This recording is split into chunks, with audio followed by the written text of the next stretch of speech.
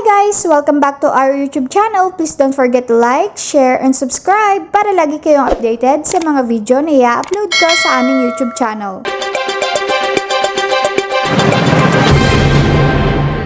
Ito po bang first group, second group, and third group, pare-pareho natatanggap ng 6 na buwan ng tigda 2,000 piso? Yun po muna. For the first group, DJ Chacha, tama yan. 4-piece beneficiaries at walang gutom program beneficiaries. One time lamang po, minsan lang po sila makakatanggap ng 2,000 pesos na uplift assistance. Yung group 2 at yung group 3, 6 na buwan po sila makakatanggap ng tig 2,000 piso. Oo, kasi ano po ang dahilan ng gobyerno doon kung bakit yung group 1, one time lang, at kung bakit yung group 2 at group 3 ay 6 na buwan tatanggap?